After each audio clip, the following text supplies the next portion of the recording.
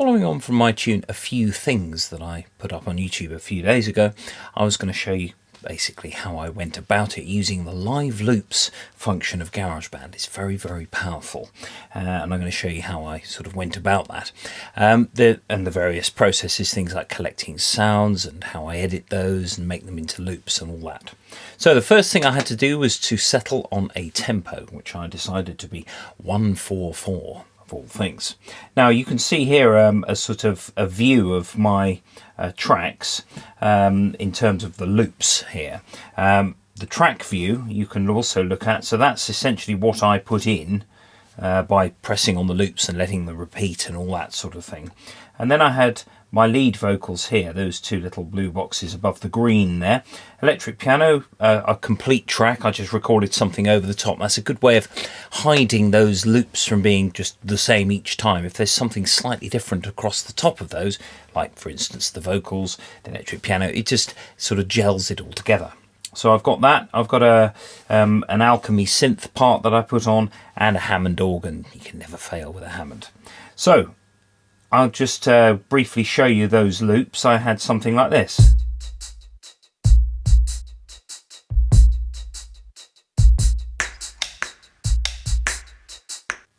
Now how I put those together, if I come out of my songs, there is a lot of sort of stages here.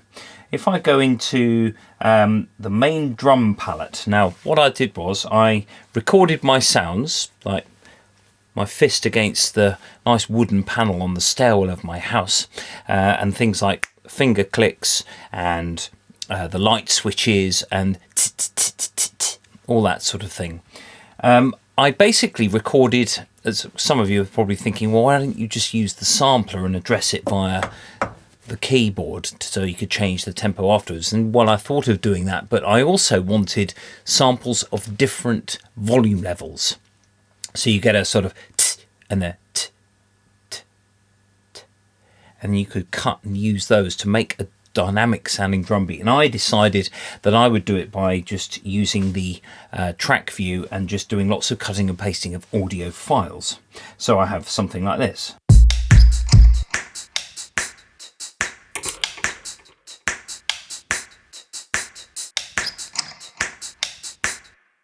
The one at the bottom here is the merged file that I put together.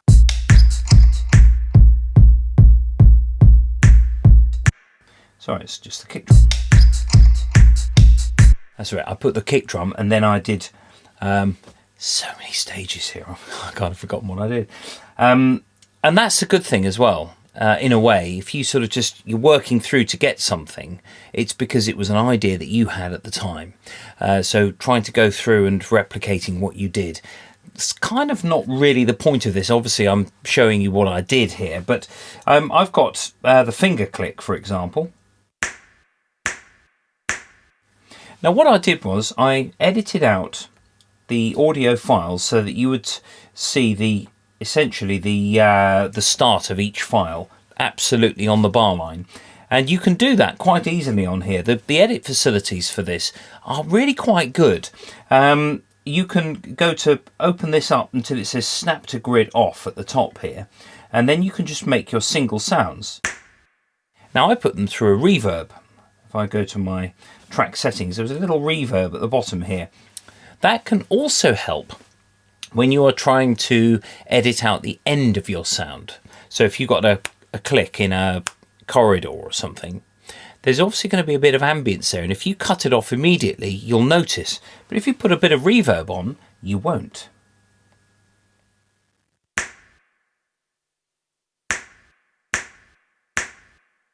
And there we go. So there's essentially my snare drum, which is a finger click. Now what I did was I also put, when I came to actually sort of make the snare files up, I put them through a distortion unit as well to try and make it a bit more snare-like. But of course, you're dealing with, you know, vocal sounds. It's not going to be the same. And then my hi-hats, you can see here the different volume levels that I had.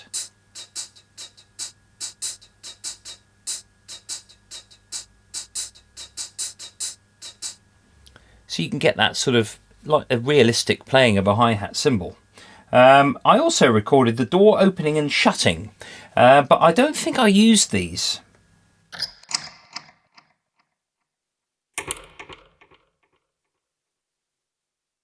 Might have used them in the intro, but you know, you don't have to use everything you've got, and you'll see that in a minute with all my guitar samples as well. And then the light switch. Great sound. You know, it's so present and sort of you know, and vibrant in your mix. Okay, so if I come out of that now, I made my drum rhythms like that. Then I would merge that drum rhythm together and reopen it in my main window here. So I go here, for example, record into cell, or I could, what I actually did was to copy the merged file. Just go double click on the file, go copy, and then paste it into a loop. So I ended up with things like this.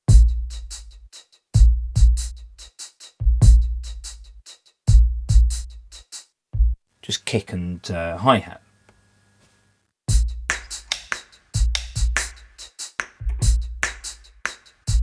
Now I made lots and lots of different variations up. In fact, the whole tune was made only using a fraction of these loops, but sometimes it's nice to have those in place.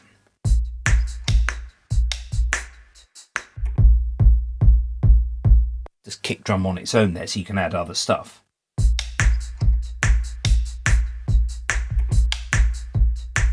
So I just basically played with editing out some of the drums or adding more things in that track view that you saw just now. Now, next thing I put down was some bass lines. Now, how I did those was I recorded them straight into the window, main window here, by using the drums to play along with.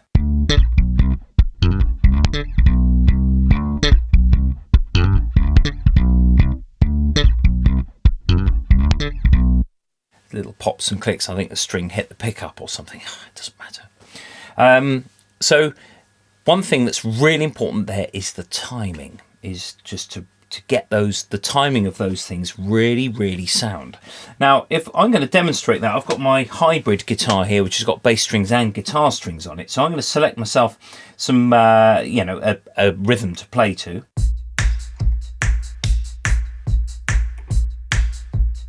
That'll do. Now I'm going to go here and record into cell. So it brings up my usual sort of amp setting here. And then what I can do is, because the green button at the play button at the top is flashing, it means that it will record. It'll record me, but it'll play back that drum rhythm that I wanted.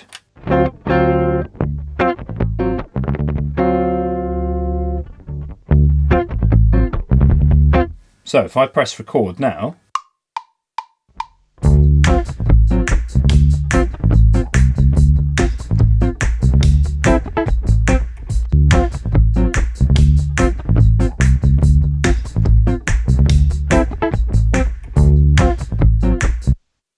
yeah, okay.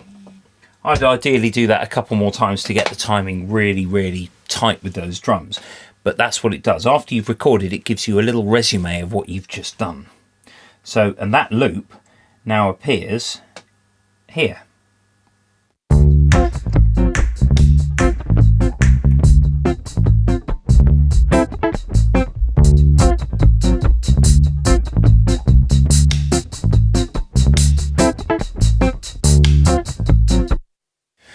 And so what I did was, I just simply recorded lots and lots of bass and guitar loops just by using one of the rhythms, and then I could just call upon them when the need arose. So my performance might have done this.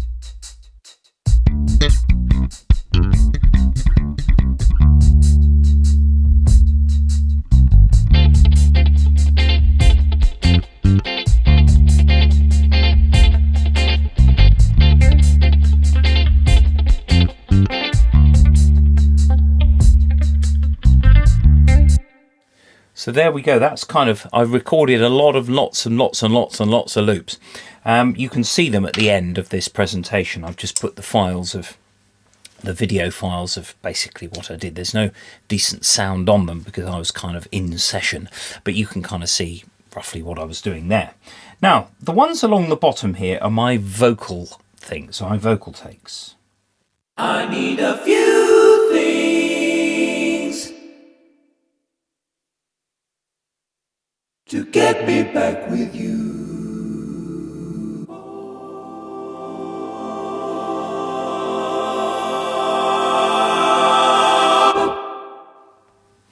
Now what happens is when you've got a row like this, you can only play one at once. And that's a good thing because you can have all of your tracks down here. Only one of these along the horizontal row will work at once, and that's what you want. So, for example, the chorus, I need a few things to get me back to you. I need a few things to get me back with you. Now what I did with those was I did a multi-track vocal recording and essentially made that, just merged that into a single file, copied and pasted. Now I did those, of course, to that same tempo. You've got to make sure you maintain that tempo. If you change your tempo, that's it, you're stuffed. But essentially what I had was this. To get me back with you. And you can hear that that is dry, and I've also edited out the beginning and the end sections, but I've made it 4 bars. Now that's important because all of my you can see that it's it's a 4-bar loop, because if you go back to my songs, and this is the trouble when you're searching through stuff, you've got to be really strict with your file naming as well, like really strict. If it says copy or something, it is there, put stage 1 or stage 2.0 or 2.2 or something so that you can backtrack and find your way if you need to change something. So what I did with these then is, if we go to the effects, you can see it's got a bit of reverb. I took the bass end a bit off those backing vocals. I need a few things. Because you get that little sort of thump, that I'm using the Zoom IQ6 mic, and I had a pop shield in front of it, but because there's lots and lots and lots and lots of vocals added together, you do end up with that sort of slight sort of poppy sound because they're all adding. And a little bit of compression just to sort of smooth it off a bit. And I just had that sound, which enabled me to cut that rising chord out at any time.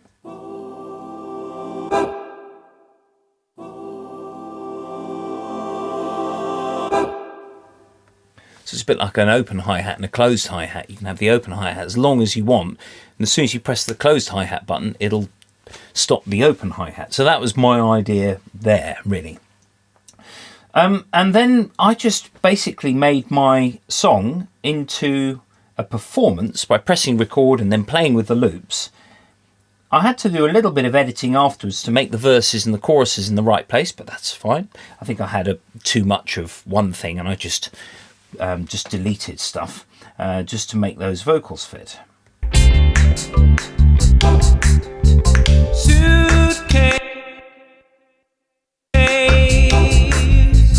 wander the street with purpose. Something's playing in the live loops grid. It gave me a nice little warning there. Yes, okay.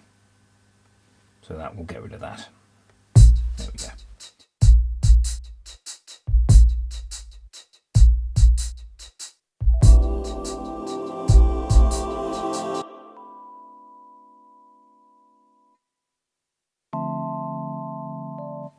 The Rhodes, the Fender Rhodes on this iPad is really exceptional. It's an absolute work of genius. The Hammond is pretty good too, and let's remember, people, this is £0 and 0 pence. Its capability is limited really only by the internal memory of the iPad, but as you can see, essentially I've been flinging about 1 gigabyte's worth of data inside this thing, and it's just going, yeah, whatever. Come on, give me something proper to do. It doesn't sort of stop or crash or go, it just does what it does. So, and the Hammond is also very good.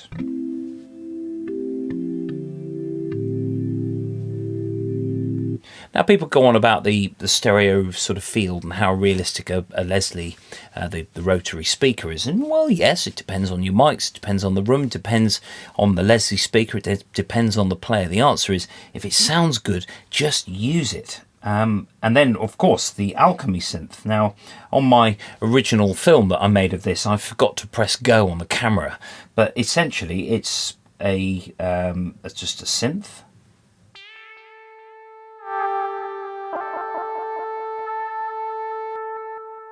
And I did plug in my MIDI and my USB keyboard via the camera kit or the USB to Lightning converter. Which worked really well, and it means you can control the synth a bit more with that sort of pitch bend. So there we are. There it is. There's my tune, and I hope that the process is makes some sort of sense. You can also see my live videos, my live loops videos on making sound effects or doing drums, all the sorts of things that you've seen here, but in just a bit more detail. And now for the guitar takes.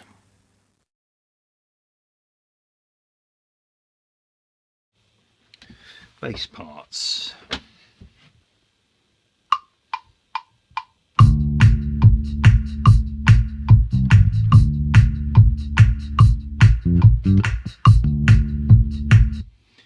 Okay, second one. Okay. So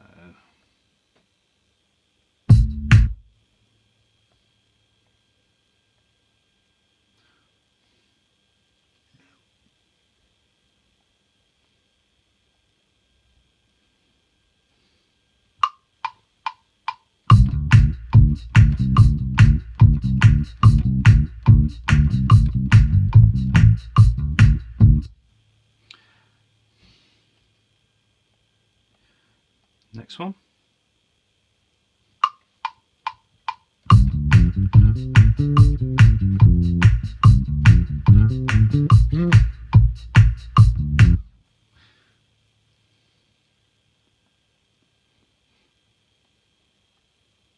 Next one.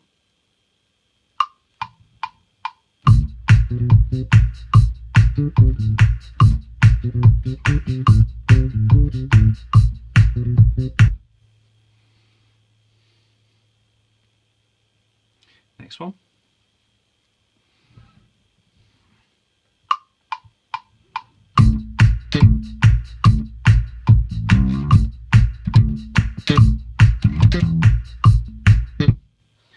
And the next one.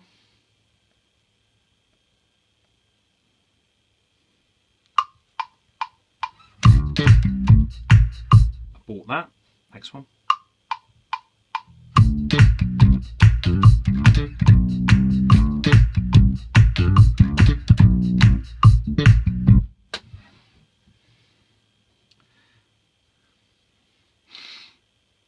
Next one.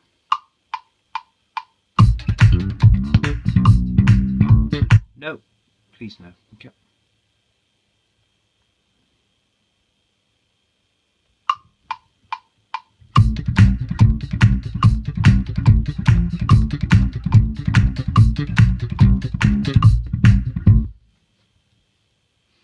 Next one. No, no, no. Next one.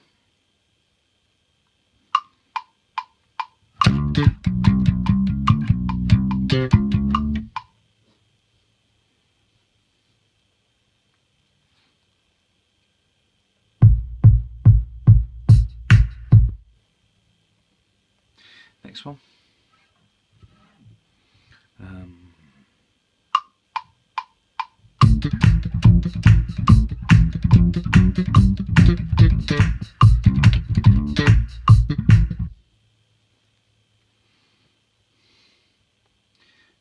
Next one.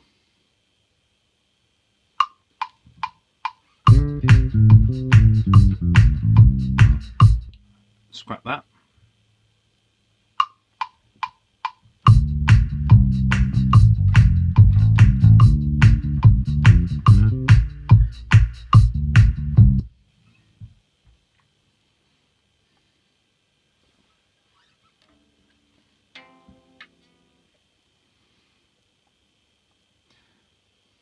Next one.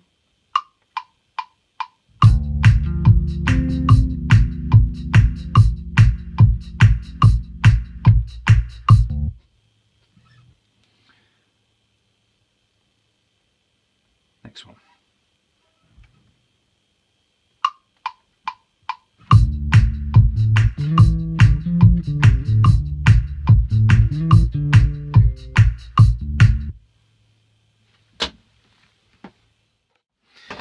Chord guitar parts. I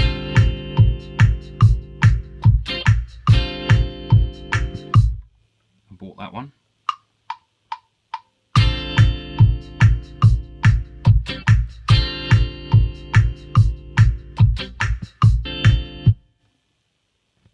Another one.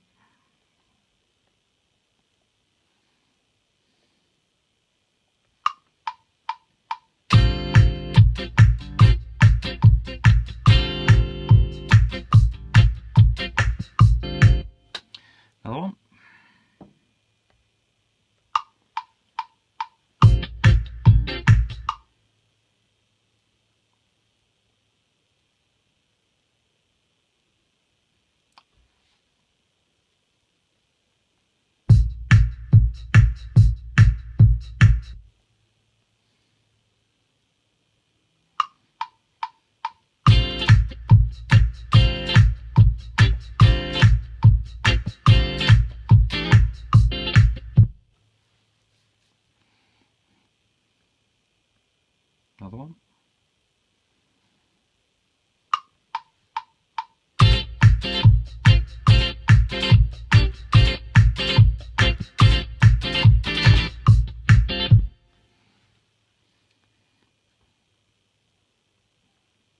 Another one.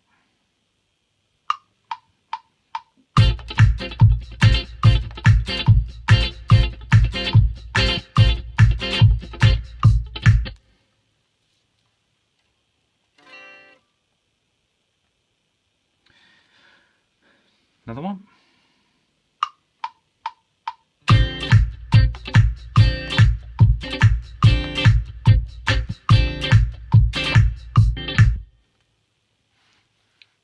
Another one.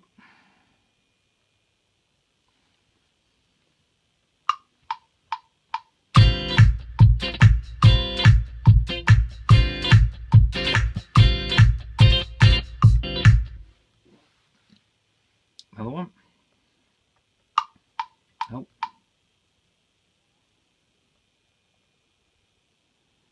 Here we go, another one. Bought that. Go back.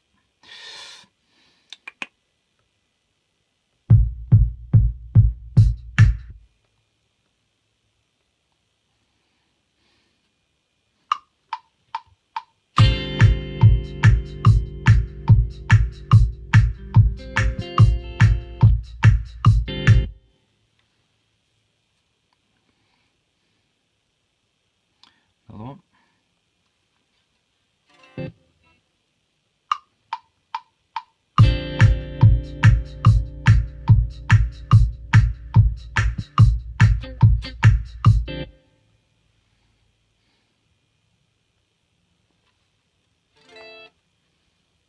Another one.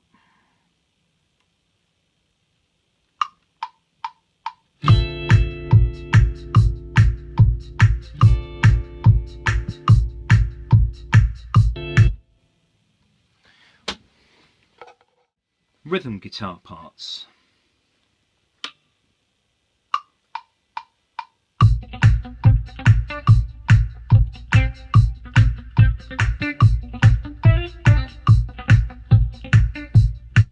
Abort again.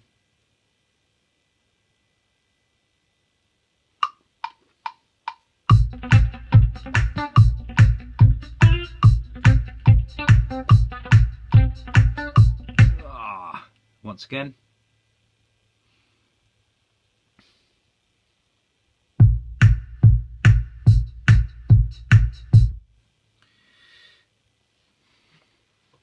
So, once again with the guitar.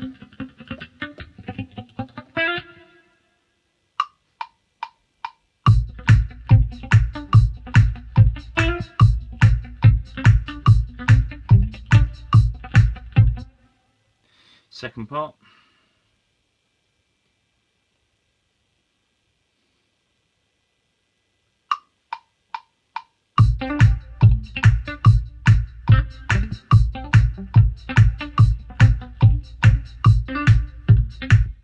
once again.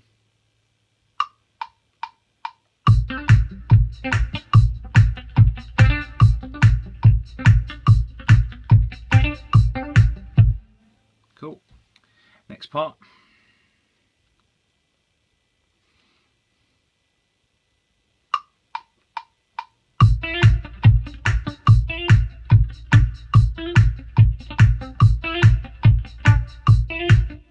Do that one again.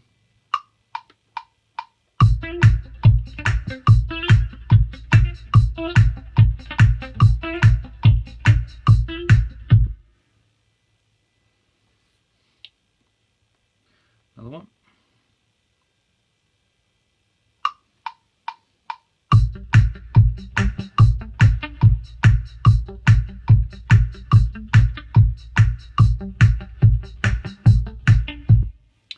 Another one.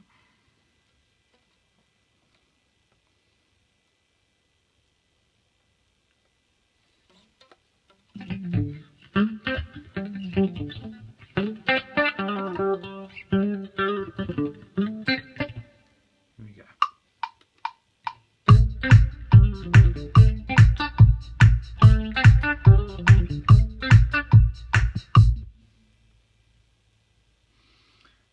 Another one.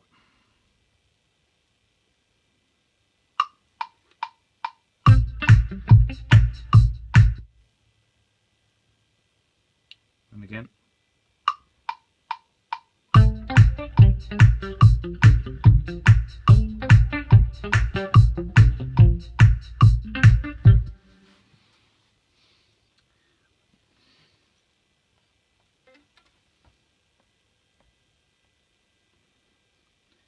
Again, another one.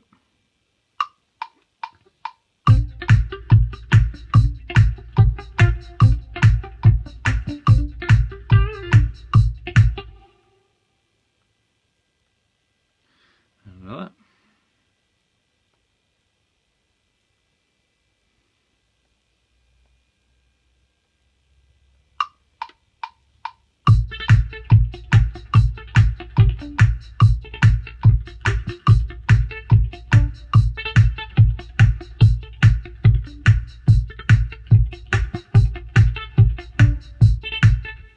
I'll do that one again.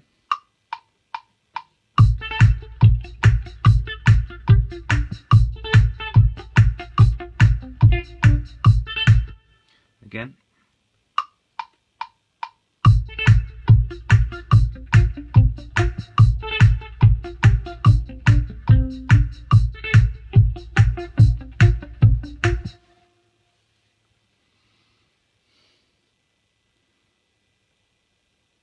Another one.